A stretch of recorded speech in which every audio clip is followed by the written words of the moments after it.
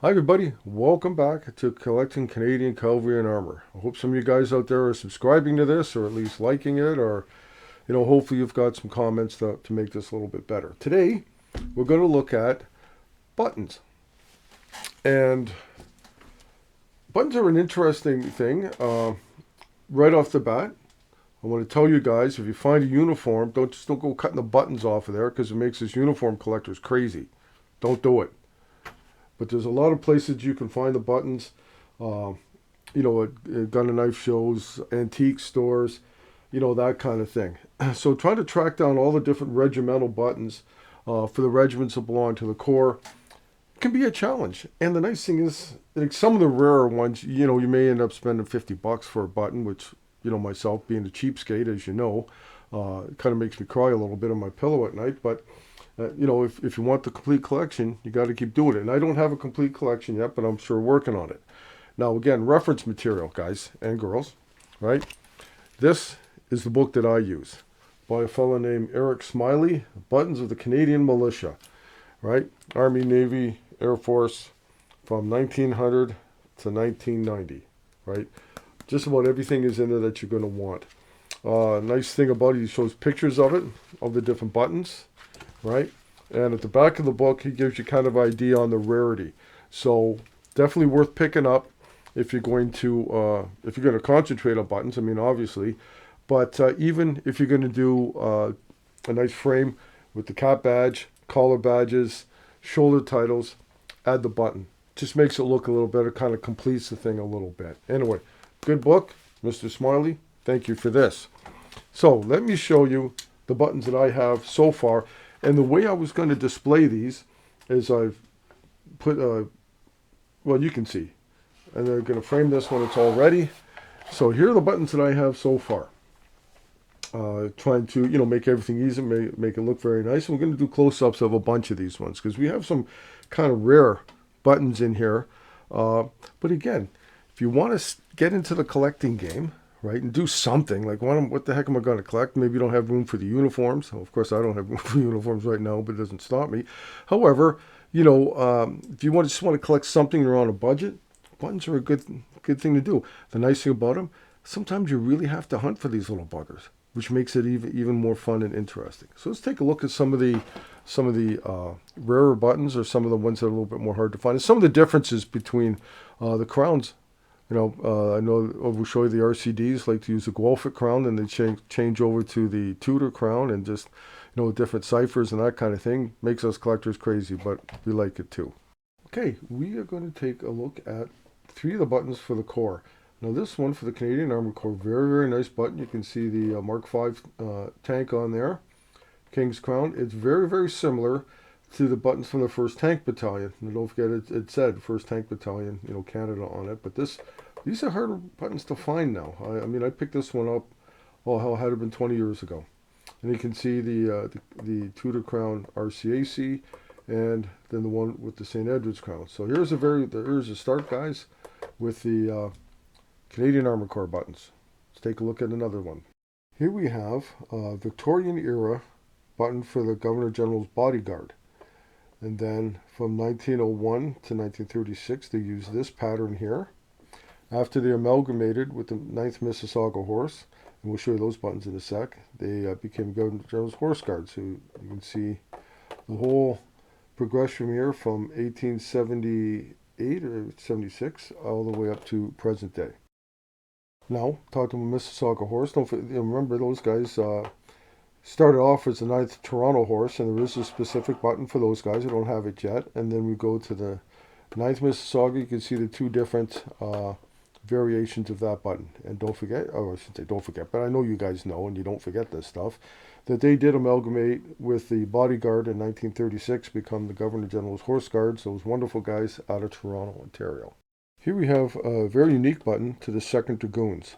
Because you see the date here, looks like 1909 to 1936, when they amalgamated with the 10th Dragoons. So nice oval button, beautiful rendition of the Brock Monument in the Niagara Peninsula, where these guys are home, or were at home. And here we have the button to the 2nd 10th Dragoons.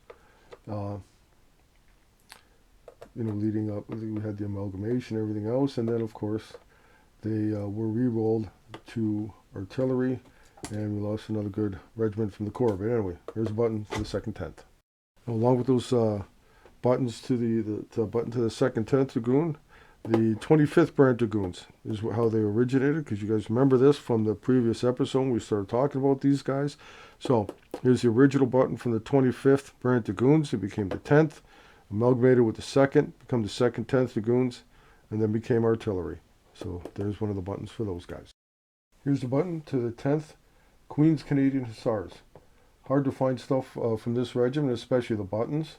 You just weren't, they weren't that big a regiment. They weren't that big a unit. And when they were reduced to no strength, when we lost them in reorganization in 36, everything went away. So very happy to be able to pick this up. I got this from the fellow out there at Arctic Metals out in Alberta. Got to keep looking for this stuff, guys. Here is the button to the 13th Scottish Light Horse. Hard to find anything for these things. These guys, when you do, it's expensive as hell, so I'm very happy to get this. These guys eventually were perpetuated by the Sherbrooke Hussars out there in Quebec. We'd love to get a helmet plate and some of the other stuff, but again, guys, you're going to have deep pockets for the 13th Scottish Light Horse. Now, remember when we talked about the 19th Alberta Dragoons? They started off as the 19th Alberta Mounted Rifles, and here's a button here. You notice that there's different size buttons. This one more than likely was on a breast pocket or on the epaulette, and then these larger ones would be down the front of the jacket, or the patrol dress jacket, whatever. So now we see 19th Alberta Mounted Rifles and the 19th Alberta Dragoons. These two buttons, 31st British Columbia Horse, became the 5th British Columbia Horse, and then they've got there's a variation one that I don't have, another fantastic BC regiment, and remember those guys, we had the uniform hanging up in back there, and some of the earlier uniforms.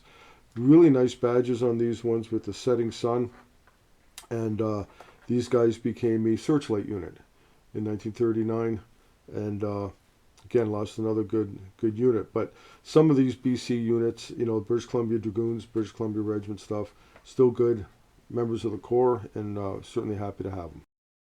Okay, guys, I want to show you this button here. Now, this is a reproduction that was made to the Sherbrooke Fusiliers, which we know was an amalgamation of the Sherbrooke Fusiliers Regiment and the Sherbrooke Regiment, Armored Regiment. Ramsay Walters fought with these guys, the great uncle of the Armored Corps.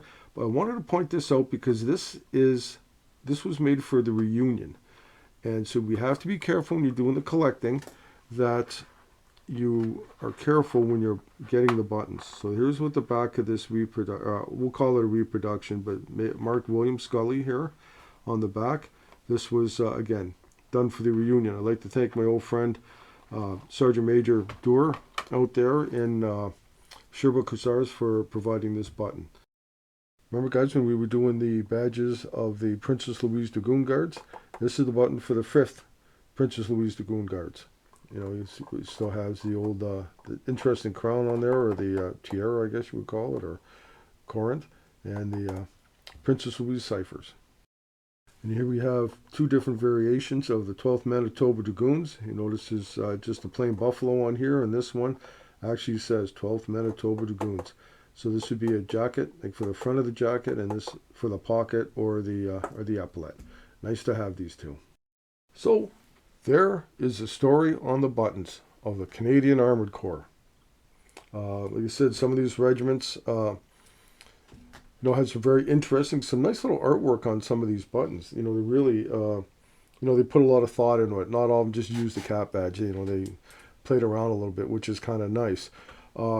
So it can be a challenge trying to find some of these old regiments, but again, that's the fun of collecting, is just hunting down that says the thrill of the hunt, looking for that holy grail, that one badge, that one button, that one whatever.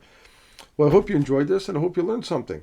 So for all you people out there, happy collecting.